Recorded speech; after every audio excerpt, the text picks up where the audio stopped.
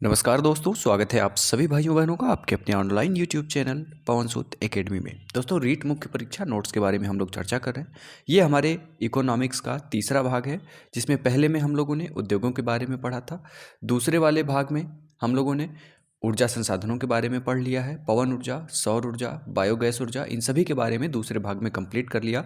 और ये तीसरा भाग जो राजस्थान पर्यटन को हम लोग इस एक वीडियो में कंप्लीट करने वाले हैं। चलिए भाइयों, स्टार्ट करते हैं सेशन। पधारो हमारे देश, ध्येय वाक्य के साथ चलिए आइए प्रवेश करते हैं अपने राजस्थान के पर्यटन में। पर्यटन में हम बात करेंगे पर्यटन के महत्व का। पर्यटन है तो पर्यटक रहेंगे। पर्यटन नीति के बारे में, कानून के बारे में, संगठन, पर्यटन सर्किट, विश्व विरासत सूची और अन्य पहलुओं के बारे में अध्ययन करेंगे। सबसे पहले हम बात करेंगे पर्यटन के महत्व के बारे में। देखिए, पर्यटन से कहीं किसी भी प्रदेश का यदि पर्यटन अच्छा हो रहा है, पर्यटन स्थल अच्छे हैं और वहाँ पे आगमन हो रहा है पर्यटकों का, तो सबसे पहली बात है कि यातायात के साधन में वहाँ पे वृद्धि होगी। यातायात से रोजगार प्राप्ति होगी। रेस्टोरेंट और पेय पदार्थों में भी वृद्धि होगी। होटल वगैरह में भी वृद्धि होगी। गाइड वगैरह के इनकम का साधन बनेगा। पर्यटन से हस्तकला उद्योग में वृद्धि होती है। आधारभूत संरचना का विकास होता है। पर्यटन से उस पर्टिकुलर स्थान की, उस पर्टिकुलर प्रदेश का कला और संस्कृति का प्रचार होता है। विदेशी मुद्रा का अंतः प्रवाह होता है। घरेलू मुद्रा के मूल्य में वृद्धि होती है। साथ ही साथ निर्यात में भी वृद्धि होती है। तो ये सभी जो इम्पोर्टेंस हैं, ये किसके हैं? तो हमारे पर्यटन के हैं। इससे एक प्रश्न आपको देखने को मिल सकता है, निम्न में से कौन सा पर्यटन का महत्व नहीं है या कौन सा पर्यटन का महत्व है? इस टाइप का इसमें से प्रश्न बन जाएगा। पर्यटक की बात करें तो 2021-22 में कुल पर्यटक कितने आए थे? तो 220.24 लाख पर्यटक हमारे राजस्थान में आए थे। कितने? 220.24 लाख, जो अपने आप में एक बहुत बड़ी संख्या है, जिसमें देसी पर्यटक भी हैं और विदेशी पर्यटक भी हैं। देसी पर्यटक कितने आए थे, अर्थात विभिन्न भारत के हमारे विभिन्न राज्यों से? तो 219.89 लाख हमारे देसी पर्यटक थे, हमारे देश के घूमने वाले थे।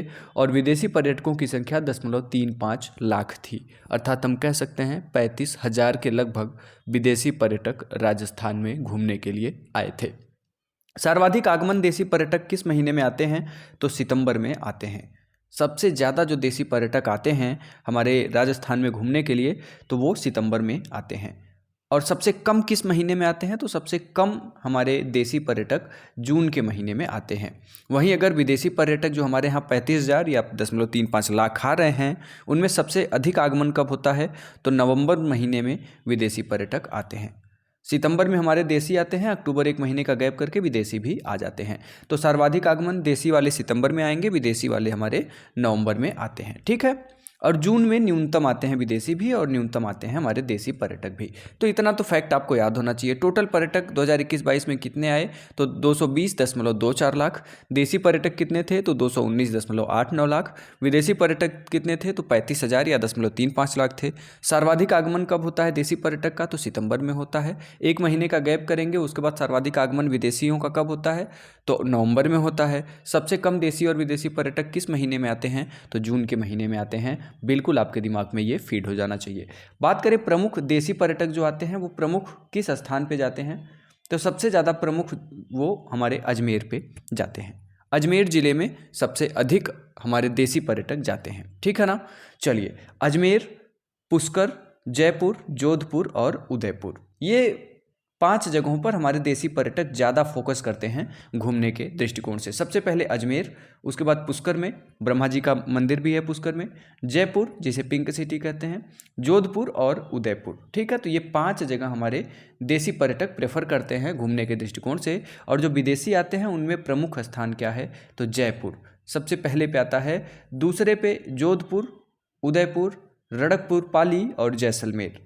इतने जगह हमारे विदेशी पर्यटक ज़्यादा फोकस करते हैं। ठीक है ना। प्रमुख देश, सबसे ज़्यादा किस देश से आते हैं हमारे राजस्थान में पर्यटक घूमने के लिए? तो सबसे ज़्यादा फ्रांस से आते हैं। उसके बाद यूके अर्थात ब्रिटेन से आते हैं। ठीक है ना। ऋषि सुनक उस समय प्रधानमंत्री भी हैं ब्रिटेन के। यूएसए, जर्मनी और ऑस्ट्रेलिया, सबसे ज़्यादा फ्रांस के लोग आते हैं हमारे राजस्थान में घूमने के लिए। वो प्रिफर करते हैं जयपुर, जोधपुर, उदयपुर, रणकपुर और जैसलमेर को। ठीक है। जबकि देसी वाले जो हैं वो जानते हैं तो अजमेर, पुष्कर, जयपुर, जोधपुर और उदयपुर को। ठीक है। तो जयपुर, जोधपुर, उदयपुर ये तीनों में कॉमन है। कौन कौन सा कॉमन है, बहुत नोटिस रटने की जरूरत नहीं होती है, ध्यान से देखेंगे।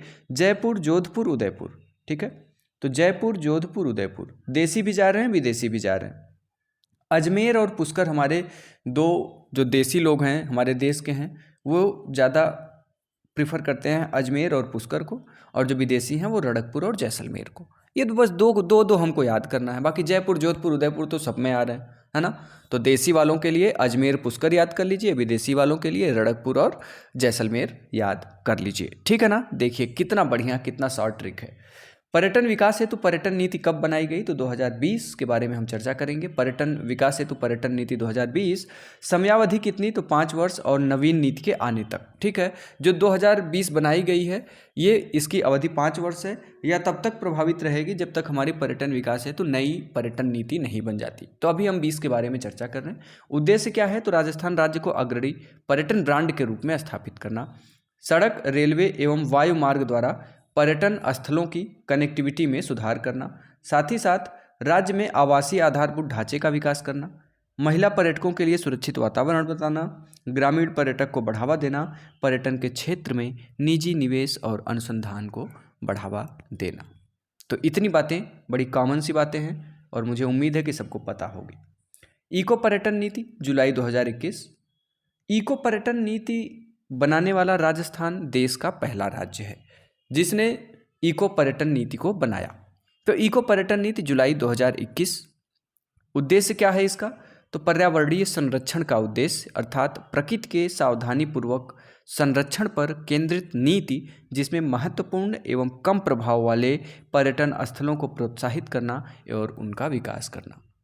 तो जो इको पर्यटन नीति है ये सबसे बड़ी बात है कि जहाँ पे विदेशी कम जा रहे हैं या लोग घूमने के लिए कम जा रहे हैं, उस पर्यटन स्थल को और विकसित करना और वहाँ पे अट्रैक्शन बनाना जिससे पर्यटकों की संख्या को बढ़ाया जा सके। तो ये इको पर्यटन नीति है। इको का मतलब इन्वायरमेंट से होता है, तो बिल्कुल इन्वायरमेंटल रूप से उसको क्रिएट करना जिससे पर्यटकों की संख्या को बढ़ाया जा सके। ये इको पर्यटन नीति 2021 का मुख्य उद्देश्य है, ठीक है। अब आगे बात करेंगे। 27 सितंबर 2020 को विश्व पर्यटन दिवस के अवसर पर Rajasthan tourism mobile app launch किया गया था। 2021, ठीक है ना। 27 सितंबर 2021 को विश्व पर्यटन दिवस के अवसर पर Rajasthan tourism mobile app launch किया गया। इसका ब्रांड एम्बेसडर कौन है राजस्थान टूरिज्म मोबाइल ऐप का, तो अभिनेत्री करिश्मा हाड़ा है, ठीक है। Rajasthan tourism mobile app launch कब किया गया था, तो 27 सितंबर 2021 को। किस अवसर पर, तो विश्व पर्यटन दिवस के अवसर पर। कौन सा एप्लीकेशन था, तो Rajasthan tourism mobile app. Brand ambassador कौन है, तो अभिनेत्री करिश्मा हाड़ा, करिश्मा कपूर नहीं, करिश्मा हाड़ा, ठीक है। राजस्थान टूरिज्म मोबाइल ऐप का ब्रांड एम्बेसडर कौन, करिश्मा हाड़ा। कब लागू हुआ, तो विश्व पर्यटन दिवस के अवसर पर 27 सितंबर 2021 को। बात करेंगे पर्यटन विकास हेतु आयोजित मेले। जो पर्यटन विकास के लिए हमारे राजस्थान में 2021 में आयोजित किए गए मेले, उसके बारे में हम चर्चा करें तो मरु महोत्सव कहाँ मनाया जाता है, जैसलमेर में। ब्रिज होली तो भरतपुर ब्रज वाला क्षेत्र जो है। चित्तौड़गढ़ दुर्ग महोत्सव तो चित्तौड़गढ़। नागौर मेला नागौर। शेखावाटी उत्सव लक्ष्मणगढ़ सीकर। सीकर वाला जो इलाका है, सीकर, चुरू, झुंझुनू, ये किस में आते हैं, तो शेखावाटी में आते हैं। तो शेखावाटी उत्सव कहाँ मनाया गया, लक्ष्मणगढ़ सीकर में। मरु महोत्सव जैसलमेर में। ब्रिज होली महोत्सव भरतपुर में। चित्तौड़गढ़ दुर्ग महोत्सव चित्तौड़गढ़ में। नागौर मेला नागौर में, ठीक है। तो ये प्रमुख आयोजित होने वाले हमारे मेले थे 2021 के। पर्यटन विकास हेतु कानून क्या है, तो सबसे पहले बात करें मार्च 1989 की, तो पर्यटन को उद्योग का दर्जा दिया गया। राज्य सरकार द्वारा पर्यटन को उद्योग का दर्जा देने वाला राजस्थान देश का पहला राज्य बन गया।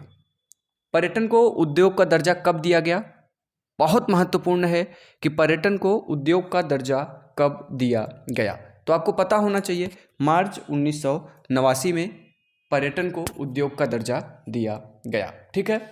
अगर आगे बात करें, पेइंग गेस्ट योजना कब चालू हुई थी, तो पेइंग गेस्ट योजना जो थी वो हमारी 1991 में चालू की गई थी। वर्तमान में पेइंग गेस्ट योजना सभी जिलों में कार्यरत है। ठीक है, तो पर्यटन को उद्योग का दर्जा दिया गया कब?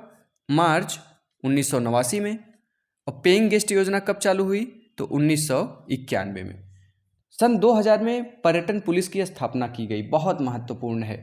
देखिए, ये 2-3 चीज़ें ऐसी हैं ना कि जो आपके लिए बेहद इंपॉर्टेंट हो जाती हैं। पर्यटन को उद्योग का दर्जा दिया जाता है कब? मार्च 1989 में। और पर्यटन को उद्योग का दर्जा देने वाला राजस्थान देश का पहला राज्य भी बनता है, तो ये भी हमें याद रखना है, भूलना नहीं है। ठीक है, उसके बाद फिर पेइंग गेस्ट योजना कब लागू होती है? तो 1991 में पेइंग गेस्ट योजना लागू हो जाती है, जो वर्तमान के हमारे राजस्थान के सभी जिलों में लागू है। 2000 में क्या होता है? सन 2000 में पर्यटन पुलिस का स्थापना कर दिया जाता है। पर्यटन पुलिस की स्थापना कब की गई? तो पर्यटन पुलिस की स्थापना सन 2000 में की गई। और पर्यटन पुलिस का स्थापना करने में राजस्थान का स्थान कौन है? तो देश का पहला राज्य राजस्थान बना, जिसने 2000 में पर्यटन पुलिस का स्थापना किया था। तो ये चीज़ें फैक्चुअल हैं, इनको आपको जानना चाहिए। पर्यटन को जन उद्योग का दर्जा कब दिया गया? देखिए, 2-3 चीज़ें हैं। उद्योग का दर्जा तो मार्च 1989 में दिया गया, लेकिन जन उद्योग का दर्जा कब दिया गया पर्यटन को? तो 2004 और 2005 के दरमियान पर्यटन को जन उद्योग का दर्जा दिया गया था। साथ ही साथ विरासत संरक्षण अधिनियम कब लाया गया? विरासत संरक्षण अधिनियम कई बार आपका अधीनस्थ बोर्ड पूछा है। विरासत संरक्षण अधिनियम कब बना? तो 2014 में विरासत संरक्षण अधिनियम बना था। अब विरासत संरक्षण क्या है, इसके बारे में हम ध्यान से समझेंगे। विरासत संरक्षण को अगर हम लोग डिवाइड करें तो 2 भागों में इसे डिवाइड करेंगे। एक विरासत संरक्षण परिषद हो जाएगा, ठीक है, विरासत संरक्षण परिषद, और दूसरा हो जाएगा विरासत संरक्षण प्राधिकरण। ठीक है ना। परिषद का मतलब होता है काउंसिल, प्राधिकरण का मतलब होता है अथॉरिटी। ठीक है ना। तो जो विरासत संरक्षण काउंसिल है, इसका अध्यक्ष मुख्यमंत्री होता है, और जो विरासत संरक्षण प्राधिकरण है हमारा, इसका अध्यक्ष कौन है? तो राज्य मुख्य सचिव विरासत संरक्षण प्राधिकरण का अध्यक्ष होता है। कौन होता है? राज्य मुख्य सचिव। और जो विरासत संरक्षण परिषद है, इसका अध्यक्ष कौन होता है? तो मुख्यमंत्री इसका अध्यक्ष होता है। ठीक है ना। चलिए, झील संरक्षण अधिनियम कब लाया गया? तो 2015 में झील संरक्षण अधिनियम लाया गया था। ठीक है, झील संरक्षण अधिनियम कब आया? तो 2015 में। उद्देश्य क्या था? तो झीलों का पुनरुद्धार और पर्यटन हेतु विकास करना, झील संरक्षण जो 2015 में अधिनियम लाया गया, इसका मुख्य उद्देश्य था। आगे अगर हम लोग बात करें तो पर्यटन वाक्य के बारे में, यहाँ से एक प्रश्न आपका बहुत महत्वपूर्ण है। 1978 की बात करें तो 1978 में पर्यटन वाक्य हमारे राज्य का क्या था? तो ढोला मारू मोनोग्राम। ढोला मारू मोनोग्राम 1978 में था। 1993 में जो वर्तमान है पधारो मारे देश, क्या था? पधारो मारे देश। 2008 में रंगीलो राजस्थान। रंगीलो राजस्थान कब था? तो 2008 में था। ठीक है। पधारो मारे देश कब था? 1993 में था। ढोला मारू मोनोग्राम कब था? 1978 में था।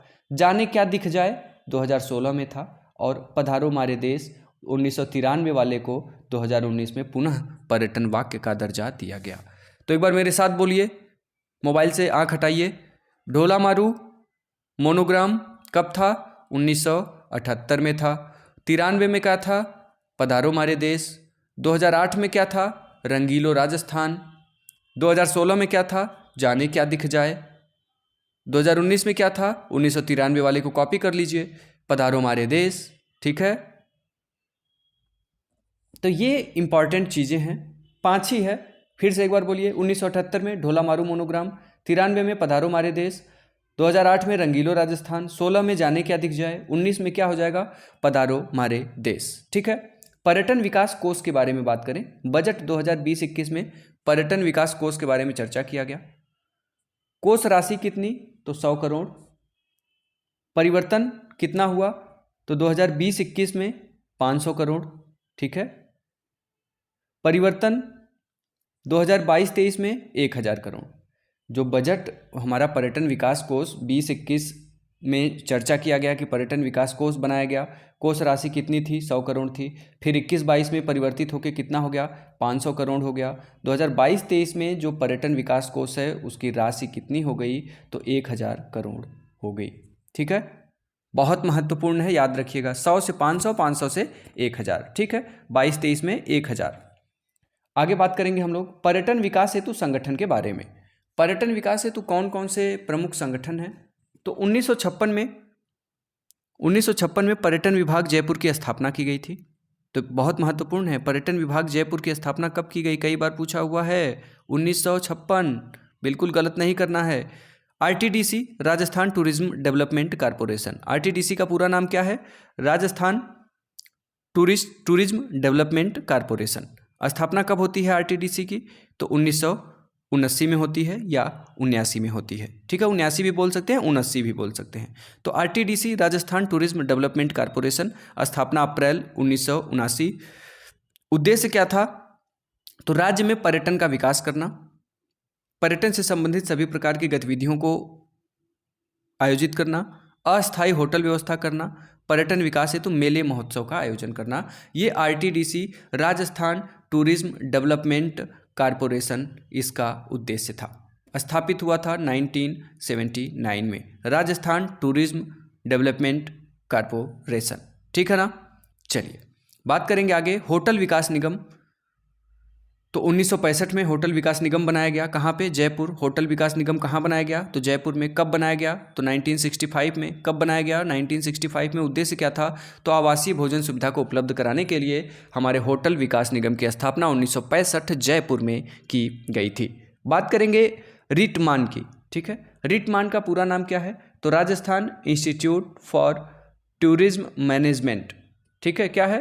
Rajasthan institute for tourism management. ठीक है ना। आर से क्या हो जाएगा? राजस्थान। आई से क्या हो जाएगा? इंस्टीट्यूट। टी से क्या हो जाएगा? टूरिज्म। टी से क्या हो जाएगा? ट्रेवल।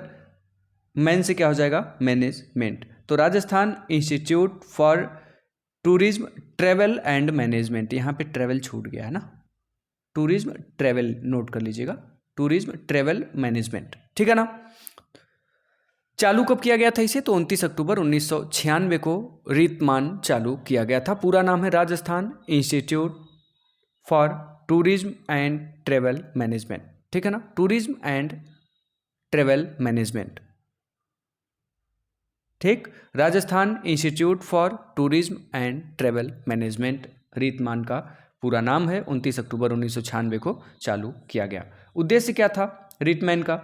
तो पर्यटन विकास हेतु मानव संसाधन का विकास करना, पर्यटन से संबंधित सभी प्रकार की सूचनाओं की जानकारी उपलब्ध कराना, पर्यटन से संबंधित सभी प्रकार की गतिविधियों का प्रबंधन करना, पर्यटन से जुड़े चालक, दुकानदार, गाइड इत्यादि को विदेशी भाषा से प्रशिक्षित करना मुख्य उद्देश्य था रिटमान का। ठीक है, रिटमान, रेटमैन जो भी आप कह सकते हैं, कह लीजिए, कोई दिक्कत नहीं है। लेकिन रिटमैन के साथ आप सन जरूर याद रखिए, 29 अक्टूबर 1996। जब सन आप 29 अक्टूबर 1996 याद रख ले रहे हैं तो Rajasthan institute for tourism and travel management भी याद रखिएगा। बात करेंगे होटल प्रबंध संस्थान। स्थापना कब की गई होटल मैनेजमेंट का? Institute of hotel management, Jaipur, 1989 में इसकी स्थापना की गई थी होटल प्रबंधन संस्थान की। होटल प्रबंधन संस्थान कहाँ? जोधपुर, 1996। होटल प्रबंधन संस्थान उदयपुर, 1989। ठीक है ना, ये बहुत महत्वपूर्ण है। प्रस्तावित कहाँ है होटल प्रबंध संस्थान? तो सुमेरपुर पाली में प्रस्तावित है और सवाई माधोपुर में प्रस्तावित है। ठीक है ना। तो याद रखिएगा, जयपुर 1989 में स्थापित किया गया था सबसे पहले, फिर 1989 में ही उदयपुर में, उसके बाद फिर 1996 में जोधपुर में होटल प्रबंधन संस्थान बनाए गए। प्रस्तावित है सुमेरपुर पाली में और सवाई माधोपुर में। ठीक है, चलिए बात करेंगे आगे अवसंरचनात्मक विकास के बारे में। अवसंरचनात्मक विकास के बारे में हम लोग चर्चा करेंगे शाही रेल के बारे में, पर्यटन विलेज के बारे में, आयुर्वेदिक गांव के बारे में, रोपवे जिसे रज्जू मार्ग या रस्सी मार्ग कहते हैं, और पर्यटन सर्किट के बारे में। ठीक है ना। तो ये अवसंरचनात्मक विकास के अंतर्गत शाही रेल, पर्यटन विलेज, आयुर्वेदिक गांव, रोपवे, रज्जू मार्ग या रस्सी मार्ग, पर्यटन सर्किट। पर्यटन सर्किट भी आपके लिए इंपॉर्टेंट होगा, जो आप बहुत ध्यान से देखिएगा। ठीक है ना। तो भाई हम लोग बात करें शाही रेल के बारे में सबसे पहले, तो पैलेस ऑन व्हील 1982 में, ठीक है। Palace on wheel shahi rail है, कब चली तो 1982 में। फेयर क्वीन 2003 में, विलेज ऑन व्हील 2004 में, हेरिटेज ऑन व्हील 2006 में, रॉयल राजस्थान ऑन व्हील 2009 में। तो देखिए बड़ा इजी है, ठीक है, बहुत इजी है, मैं इसको समझा रहा हूँ, बड़े ध्यान से सुनिएगा। पैलेस ऑन व्हील, पैलेस राजा महाराजाओं के हुआ करते थे पुराने ज़माने में, तो सबसे पुराना सन क्या है 1982, पैलेस ऑन व्हील, ठीक है। 2003 में फेयर क्वीन 2003 से स्थितियां जो हैं वो काफ़ी अच्छी बढ़ गई थी, सबके पास पैसा अच्छा खासा होने लगा, सबके पास अच्छा खासा ज्ञान होने लगा, तो फेयर क्वीन 2003 हो गया। विलेज ऑन व्हील, जब फेयर क्वीन हो गया, ज्ञान होने लगा, तो लोग गांव से बाहर निकलने लगे, तो विलेज ऑन व्हील हो गया, ठीक है। जब विलेज से काफ़ी लोग निकल गए तो अब हेरिटेज स्थल पे जाने लगे, तो 2006 में हेरिटेज ऑन व्हील हो गया। उसके बाद फिर जब हेरिटेज ऑन व्हील हो गया तो फिर राजस्थान की बारी आती है, तो 2009 में रॉयल राजस्थान ऑन व्हील हो जाता है। तो पैलेस ऑन व्हील 1982, 2003 में फेयर क्वीन, 2004 में विलेज ऑन व्हील, 2006 में हेरिटेज ऑन व्हील, 2009 में रॉयल राजस्थान ऑन व्हील। तो याद रखिएगा शाही रेल के बारे में। बात करते हैं पर्यटन विलेज के बारे में। तो पर्यटन विलेज पहला सामोद जयपुर में है, नीमराना अलवर में है। दो पर्यटन विलेज हमारे लिए बहुत महत्वपूर्ण है। आयुर्वेदिक गांव के बारे में चर्चा करें तो कैलाशपुरी एवं हलाला गांव उदयपुर आयुर्वेदिक विलेज के रूप में जाने जाते हैं, जोधपुर आयुर्वेदिक गांव के रूप में जाना जाता है, ठीक है। रोपवे या रज्जू मार्ग की बात करें तो करड़ी माता मंदिर कहाँ है, बीकानेर में है। तो रोपवे रज्जू मार्ग के बारे में बात करें तो पहला है सुंधा माता, कहाँ है, भीनमाल जालौर में सुंधा माता। ये रोपवे कब चालू हुआ तो 2006 में। लंबाई कितनी है तो 800 मीटर है। राज्य का प्रथम एवं सबसे लंबा रोपवे कौन सा है, राजस्थान का सबसे पहला और सबसे लंबा रोपवे कौन है, सुंधा माता रोपवे, भीनमाल जालौर, ठीक है ना। सुंधा माता कहाँ, भीनमाल कहाँ पे, जालौर में। क्या बनाया गया था सबसे पहले, रोपवे। राज्य का पहला रोपवे सुंधा माता भीनमाल जालौर, लंबाई कितनी थी 800 मीटर थी। शुरू कब हुआ 2006 में, ठीक है ना। चलिए करड़ी माता रोपवे उदयपुर में, ठीक है ना। करड़ी माता रोपवे कहाँ है, उदयपुर में। करड़ी माता मंदिर कहाँ है, बीकानेर में है, ठीक है ना। तो 2008 में करड़ी माता रोपवे उदयपुर में चालू किया गया, लंबाई 387 मीटर थी। सावित्री मंदिर पुष्कर में 2016 में रोपवे चालू किया गया, लंबाई कितनी थी 700 मीटर थी। वीर हनुमान सामोद जयपुर कब चालू किया गया 2019 में, लंबाई कितनी थी 450 मीटर। तो आप याद रखिएगा दो तीन चीज़ें जो मैंने आपको बताया। सुंधा माता सबसे पहले 2006 में चालू किया गया था, ठीक है, बहुत महत्वपूर्ण है। सुंधा माता भीनमाल जालौर में 6 में चालू किया गया, 800 मीटर लंबाई और राज्य का सबसे पहला और सबसे लंबा रोपवे सुंधा माता भीनमाल जालौर। करड़ी माता रोपवे कहाँ है, उदयपुर में। शुरू हुआ 2008 में, लंबाई थी करड़ी माता की 387। सावित्री मंदिर कहाँ है, पुष्कर में है। शुरू कब किया गया ये रोपवे 2016 में, लंबाई कितनी तो 700 मीटर। वीर हनुमान सामोद जयपुर 2019 में शुरू किया गया, लंबाई कितनी 450 मीटर। बात करेंगे प्रस्तावित कहाँ है तो रघुनाथ मंदिर कहाँ पे, माउंट आबू, ये प्रस्तावित है रोपवे। कनक वृंदावन जयपुर ये भी प्रस्तावित है। कायलाना जोधपुर, यहाँ पे ये तीनों अभी रघुनाथ मंदिर माउंट आबू, कनक वृंदावन जयपुर, कायलाना जोधपुर, ये तीनों रोपवे अभी हमारे प्रस्तावित हैं। सुंधा माता को जरूर याद रखिएगा, ठीक है ना। चलिए और किस किस सन में हुआ तो सुंधा माता 2006 में, करड़ी माता रोपवे उदयपुर 2008 में, सावित्री मंदिर पुष्कर 2016 में। 6 के बाद 8, 8 के बाद 16, 16 के बाद 19, 6, 8, 16, 19, ठीक है। 6 में 2 जोड़ेंगे तो 8 हो जाएगा। करड़ी माता मंदिर उदयपुर, सावित्री मंदिर पुष्कर में 8 का दुगना 16 हो जाएगा 2016 में। वीर हनुमान सामोद जयपुर कब हुआ तो 16 में 3 जोड़ दीजिए, 16 3 19 में, ठीक है ना। कभी कभी ये सन मिलाने के लिए आपको पूछा जा सकता है। प्रस्तावित कहाँ है तो रघुनाथ मंदिर माउंट आबू, कनक वृंदावन जयपुर, कायलाना जोधपुर। पर्यटन सर्किट के बारे में बात करें तो ये बहुत महत्वपूर्ण होता है, पूछ लेता है कि किस सर्किट में कौन कौन से जिले आते हैं ना। तो ढूंढाड़ सर्किट के बारे में बात करें तो इसमें जयपुर, आमेर, सामोद, रामगढ़, दौसा, आभानेरी किस में आता है तो ढूंढाड़ सर्किट में आता है। अलवर सर्किट में तो अलवर, सरिस्का और सिलीसेट। भरतपुर सर्किट में भरतपुर, डींग और धौलपुर। मेवाड़ सर्किट में अजमेर, पुष्कर, नागौर और मेड़ता। ठीक है, मेड़ता सिटी पता होगा आपको। तो ये हमारा मेरवाड़ सर्किट में। शेखावाटी सर्किट में चूरू, झुंझुनू और सीकर आता है। मरु सर्किट में आपके सबसे पश्चिमी जिले आ जाएंगे, जोधपुर, जैसलमेर, बीकानेर, बाड़मेर, ठीक है, सबसे पश्चिमी वाले आ जाएंगे। भरतपुर में भरतपुर, डींग, धौलपुर, ठीक है। शेखावाटी आपको याद ही है, सीकर, चूरू, झुंझुनू। मेरवाड़ सर्किट तो अजमेर, पुष्कर, नागौर, मेड़ता को मेरवाड़ के नाम से जाना जाता था, ठीक है ना। रणथंभौर सर्किट की बात करें तो सवाई माधोपुर, रणथंभौर, टोंक आ जाएगा। मेवाड़ सर्किट की बात करें तो डूंगरपुर, उदयपुर, जयसमंद, चित्तौड़गढ़, कुंभलगढ़, नाथद्वारा। हाड़ौती सर्किट तो बूंदी, कोटा, झालावाड़, हाड़ौती आपको पता ही है। आबू सर्किट तो माउंट आबू, भीनमाल, रड़कपुर, आबू सर्किट में आएगा। तीर्थ सर्किट अजमेर, पुष्कर, नाथद्वारा, महावीर जी, करौली, ये तीर्थ सर्किट में आएंगे, ठीक है ना। ट्राइबल सर्किट तो बांसवाड़ा, डूंगरपुर, जो दक्षिणी भाग है हमारा, प्रतापगढ़, उदयपुर, ये किस में आ जाएगा, ट्राइबल सर्किट में आ जाएगा। इको टूरिज्म सर्किट तो झालाना, कुंभलगढ़, राजसमंद, सरिस्का, अलवर, माउंट आबू, सिरोही, ये इको टूरिज्म में आ जाएंगे।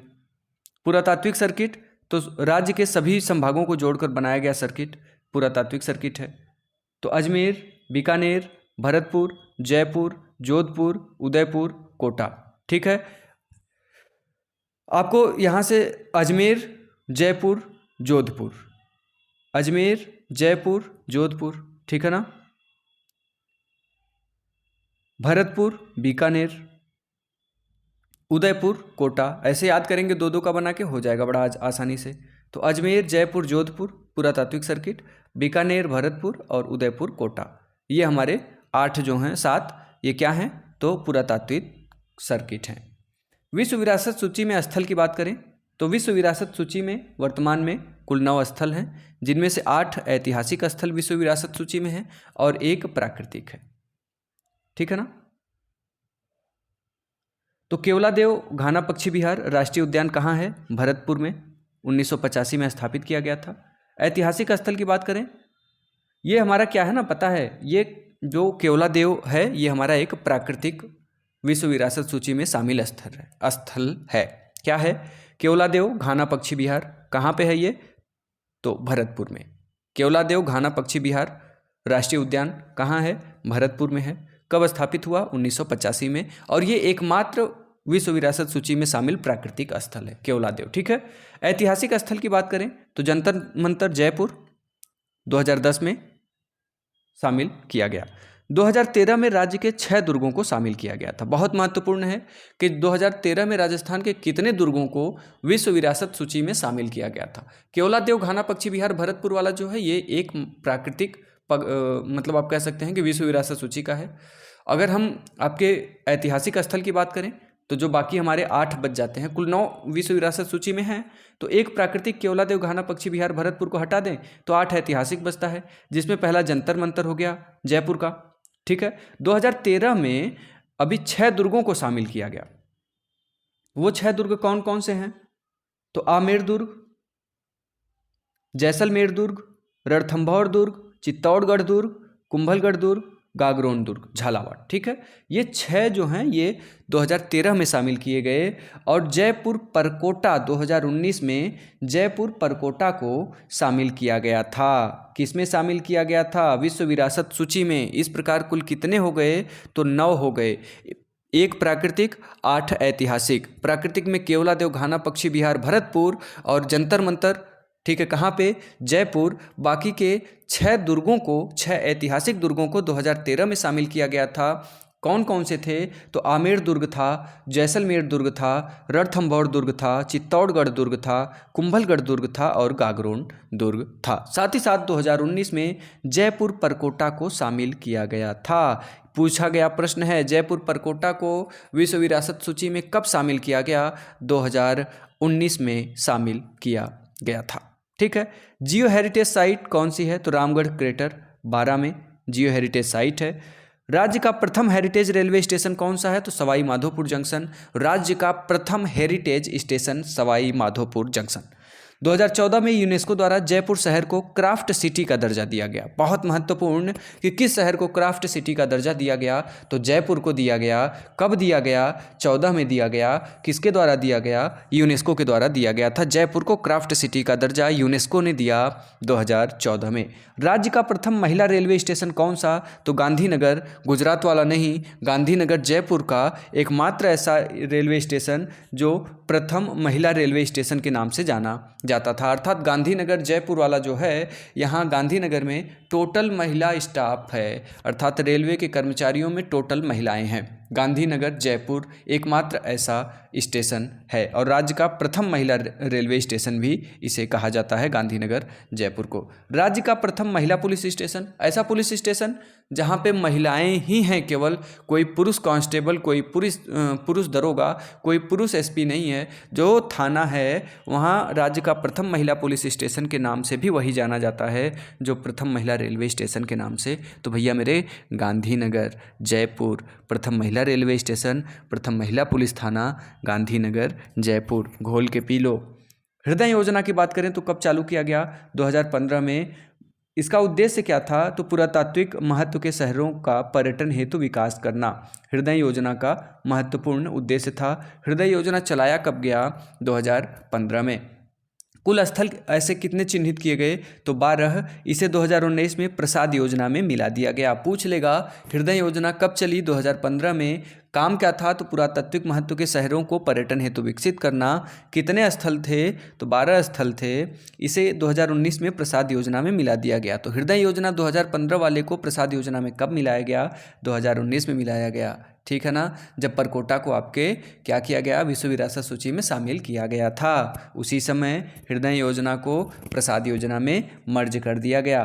प्रसाद योजना 2015 क्या है? तीर्थ स्थलों के पुनरुद्धार एवं पर्यटन हेतु विकास करना। उसी में हमारे इसको भी मिला दिया गया था, हृदय योजना को भी। कुल स्थल कितने हो गए? 12 तो हृदय वाले आ गए, कुल हो गए 38। ठीक है। स्वदेश दर्शन योजना कब चालू किया गया? 2015 में चालू किया गया स्वदेश दर्शन योजना। कार्य क्या था? तो पर्यटन स्थल और पर्यटन सर्किट का विकास करना स्वदेश दर्शन योजना 2015 का उद्देश्य था। इसमें कौन कौन सी सर्किट थी? तो आदिवासी circuit, Balaji circuit, Krishna circuit और सांभर क्षेत्र विकास। ये सर्किट बहुत महत्वपूर्ण है। स्थल और सर्किटों के विकास के लिए स्वदेश दर्शन योजना 2015 में चलाया गया था। बात करते हैं बालाजी सर्किट के बारे में। बालाजी सर्किट, सालासर बालाजी कहाँ हैं? चूरू में है। वीर हनुमान जी सामोद जयपुर में। बंधे के बालाजी जयपुर। मेहंदीपुर बालाजी दौसा, सालासर बालाजी चूरू। वीर हनुमान सामोद जयपुर। बंधे के बालाजी जयपुर। मेहंदीपुर बालाजी दौसा। पांडुपोल अलवर। पांडुपोल से पूछा जाने वाला प्रश्न है। बालाजी सर्किट के अंतर्गत कौन नहीं आता है?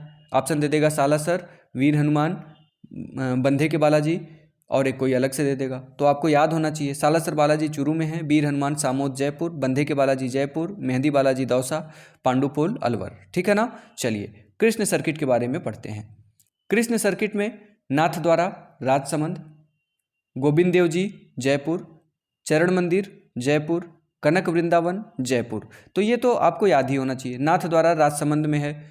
जियो ने सबसे पहले 5G लॉन्च करने का वहीं से शुरू किया है। नाथ द्वारा बहुत इंपॉर्टेंट स्थल है, तो नाथ द्वारा याद ही है आपको। कृष्ण सर्किट के अंतर्गत आता है नाथ द्वारा। कहाँ पे है? तो राजसमंद में है। बाकी गोविंद देव जी, चरण मंदिर, कनक वृंदावन, ये सभी कहाँ हैं? तो ये तीनों जयपुर में हैं। गोविंद देव, चरण मंदिर, कनक वृंदावन। खाटू श्याम जी मंदिर कहाँ है? सीकर में। ठीक है ना। हारे का सहारा खाटू श्याम हमारा। चलिए बिल्कुल सबके सहारे हैं। राज्य की एक्सेलेंस सिटी किसे घोषित किया गया है? तो उदयपुर को राज्य का एक्सीलेंस सिटी। राज्य का प्रथम वैक्स म्यूजियम उदयपुर में। एक्सीलेंस सिटी या excellent city Udaipur. Wax museum Udaipur. Silicon wax museum Nahargarh Jaipur. ये याद रखिएगा, वैक्स म्यूजियम है उदयपुर में, एक्सीलेंट सिटी उदयपुर को, सिलिकॉन वैक्स म्यूजियम तो क्या हो जाएगा? नाहरगढ़ जयपुर। ठीक है ना। महत्वपूर्ण पैनोरमा के बारे में बात करें तो आउआ गांव पैनोरमा, सुगाली माता पैनोरमा, ठाकुर कुशाल सिंह चंपावत याद होंगे आपको, है ना। काले पत्थर की मूर्ति, 54 हाथ 10 सिर, याद है ना।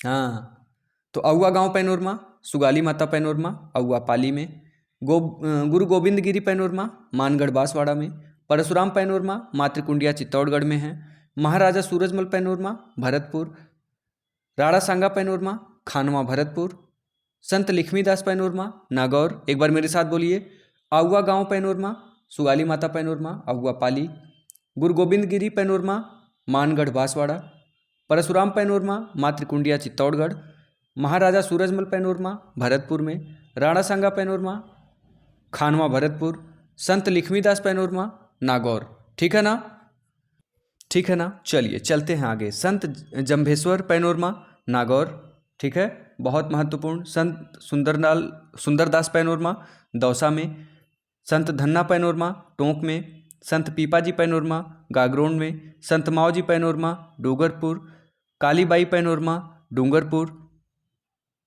हसन खां मेवाती पैनोरमा कहाँ पे, तो अलवर में। ठीक है ना, ये पैनोरमा इंपॉर्टेंट है, बहुत महत्वपूर्ण है। एक बार फिर से सुन लीजिए। संत जंभेश्वर पैनोरमा कहाँ, नागौर, संत सुंदरदास पैनोरमा दौसा, संत धन्ना पैनोरमा टोंक, संत पीपाजी गागरोन, संत मावजी डूंगरपुर, कालीबाई डूंगरपुर, हसन खां मेवाती अलवर। ठीक है ना, पैनोरमा से एक प्रश्न आपके एग्जाम में आ सकता है। बात करेंगे आर्थिक विकासात्मक योजनाओं के बारे में। आर्थिक विकासात्मक योजनाओं में जयपुर मेट्रो, द्रव्यवती नदी प्रोजेक्ट, पूर्वी राजस्थान नहर परियोजना जिसे ERCP कहते हैं, राजस्थान मध्यम नगरीय विकास कार्यक्रम, इंदिरा रसोई योजना, सीमावर्ती क्षेत्र विकास कार्यक्रम, मेवात क्षेत्र विकास कार्यक्रम, बीहड़ क्षेत्र सुधार कार्यक्रम, कंदरा क्षेत्र सुधार कार्यक्रम, डांग क्षेत्र सुधार कार्यक्रम, मरु गोचर योजना और मगरा क्षेत्र सुधार कार्यक्रम के बारे में। ठीक है ना, ये बहुत महत्वपूर्ण है। ठीक है, ये जो हमारी आर्थिक विकासात्मक योजनाएं हैं, ये सभी योजनाएं आर्थिक विकास के लिए काफ़ी महत्वपूर्ण साबित होती हैं। जयपुर मेट्रो प्रोजेक्ट की बात करें तो उद्देश्य क्या, तो जयपुर शहर के बढ़ते आकार और बढ़ती आबादी के लिए गुणवत्तापूर्ण यातायात सुविधा को उपलब्ध करवाना जयपुर मेट्रो प्रोजेक्ट का बहुत महत्वपूर्ण उद्देश्य है। जयपुर मेट्रो प्रोजेक्ट देश का 6वां प्रोजेक्ट है। पूछ लेगा जयपुर मेट्रो प्रोजेक्ट देश के किस नंबर का प्रोजेक्ट है, तो 6वां प्रोजेक्ट है। ठीक है ना, बहुत महत्वपूर्ण है। कैसे 6वां हो गया, तो सबसे पहले मेट्रो प्रोजेक्ट मुंबई में, फिर कोलकाता, फिर दिल्ली, फिर बेंगलोर, फिर गुड़गांव, फिर जयपुर। ठीक है, इसे हम करें तो MCD BGJ। ठीक है, MCD BGJ मुंबई, कोलकाता, दिल्ली, बेंगलोर, गुड़गांव और फिर जयपुर। ठीक है, इस प्रकार से जयपुर मेट्रो प्रोजेक्ट देश का 6वां प्रोजेक्ट हो गया। पहला कौन था, मुंबई, दूसरा कोलकाता मेट्रो, तीसरा दिल्ली मेट्रो, चौथा बेंगलोर मेट्रो, 5वां गुड़गांव मेट्रो, 6वां जयपुर मेट्रो। ठीक है भाइयों, चलिए 2010 में जयपुर मेट्रो रेल कारपोरेशन की स्थापना। तो पूछ लेगा जयपुर मेट्रो रेल कारपोरेशन की स्थापना कब हुई, 2010 में। फरवरी 2011 में जयपुर मेट्रो का कार्य प्रारंभ किया गया। कब कार्य प्रारंभ हुआ जयपुर मेट्रो का, फरवरी 2011 में। संचालन कब शुरू हुआ जयपुर मेट्रो का, 3 जून 2015। तो 10 में मेट्रो रेल कारपोरेशन की स्थापना होती है, फरवरी 11 में कार्य प्रारंभ होता है और 3 जून 2015 को जयपुर में मेट्रो का संचालन शुरू हो जाता है। इसमें जयपुर मेट्रो के 2 फेज हैं। ठीक है, पहले फेज में मानसरोवर से कहाँ तक, ट्रांसपोर्ट नगर तक। बहुत महत्वपूर्ण है कि पहले फेज में जयपुर मेट्रो कहाँ से कहाँ तक चली, तो मानसरोवर से ट्रांसपोर्ट नगर तक। कितनी दूरी, 14.85 किलोमीटर। पहले फेज का पहला भाग है, अर्थात फर्स्ट ए लिख सकते हैं, फर्स्ट क लिख सकते हैं आप, जैसे भी आपको समझ में आए। पहले फेज में मानसरोवर से चांदपोल 9.7 किलोमीटर, 9 स्टेशन, 3 जून 2015 को। ठीक है, संचालन जब हुआ तो मानसरोवर से चांदपोल पहले स्टेज में। ठीक है, दूरी 9.7 किलोमीटर जाती थी, 9 स्टेशन पड़ते थे और फिर संचालन 3 जून 2015 को। 9.7 किलोमीटर की दूरी है और 9 स्टेशन है, तो लगभग 1 किलोमीटर के अंतराल पर 1 स्टेशन थे पहले में, मानसरोवर से चांदपोल वाले में। फर्स्ट का जो दूसरा चरण आया, फेज फर्स्ट का दूसरा चरण, चांदपोल से बड़ी चौपड़ तक 2.3 किलोमीटर, और इसमें कितने स्टेशन थे, तो दो स्टेशन थे। इसमें भी 1 किलोमीटर पे 1 स्टेशन लगभग। संचालन शुरू हुआ 23 सितंबर 2020 को। ठीक है, फेज फर्स्ट का जो सी भाग आया तो हाल ही में इसे जोड़ा गया है बड़ी चौपड़ से ट्रांसपोर्ट नगर तक। कुल दूरी 2.85 किलोमीटर और इसमें स्टेशन की संख्या कितनी? 3। ठीक है, अभी ये निर्माणाधीन है। ठीक है, तो पहले फेज में मानसरोवर से ट्रांसपोर्ट नगर दूरी कितनी? 14.85। ठीक है, ये बहुत महत्वपूर्ण है, पूछा गया भी है। ठीक है भाइयों, चलिए फेज 2 के बारे में बात करें तो अम्बाबाड़ी से सीतापुरा फेज 2 में चली। कहाँ से कहाँ तक? अम्बाबाड़ी से सीतापुरा। दूरी कितनी? 23 किलोमीटर। स्टेशन कितने? 22। कार्य प्रारंभ नहीं हुआ है अभी इस पे, लेकिन प्रस्तावित है कि जो दूसरा फेज है वो अम्बाबाड़ी से सीतापुरा तक चलेगा। जयपुर मेट्रो की व्यवस्था के बारे में बात करें या विशेषता के बारे में, तो मानसरोवर स्टेशन पर 100 किलोवाट सौर ऊर्जा संयंत्र की स्थापना की गई है जयपुर मेट्रो के द्वारा। श्यामनगर स्टेशन को महिला शक्ति केंद्र का दर्जा दिया गया है। किस मेट्रो स्टेशन को महिला शक्ति केंद्र का दर्जा दिया गया है? तो श्यामनगर स्टेशन को महिला शक्ति का दर्जा दिया गया है, महिला शक्ति केंद्र का। ठीक है, अमृत कक्ष किसे कहते हैं? तो धात्री माँ अर्थात ऐसी माँ जिसका कोई नवजात बच्चा है उसको दूध पिलाने के लिए मेट्रो स्टेशन पर दूध पिलाने के लिए एक स्थान बनाया गया जिसे कहा जाता है अमृत कक्ष, जिससे आराम से दुग्धपान माँ अपने बच्चे को करा सके। तो 2-3 चीज़ें इसमें जयपुर मेट्रो की आप याद रखिएगा। पहला, मानसरोवर स्टेशन पर 100 किलोवाट सौर ऊर्जा संयंत्र की स्थापना की गई। किस स्टेशन पर? मानसरोवर स्टेशन पर। श्यामनगर स्टेशन को क्या घोषित किया गया? तो महिला शक्ति केंद्र का दर्जा दिया गया या घोषित किया गया श्यामनगर स्टेशन को। अमृत कक्ष कहाँ बनाया गया? तो जयपुर मेट्रो के द्वारा ही स्टेशन पर अमृत कक्ष का निर्माण कराया गया है। तो श्यामनगर महिला शक्ति केंद्र, मानसरोवर स्टेशन पर 100 किलोवाट का सौर संयंत्र का स्थापना और अमृत कक्ष जयपुर मेट्रो की एक विशेष पहल है। तो बाकी के अगले पॉइंट के साथ हम मिलेंगे नेक्स्ट सेशन में। कैसा रहा सेशन कमेंट जरूर करिएगा। तब तक के लिए हंसते रहिए, मुस्कुराते रहिए, पढ़ते रहिए पवन सूत एकेडमी, राष्ट्रहित में शिक्षा। जय हिंद, वंदे मातरम।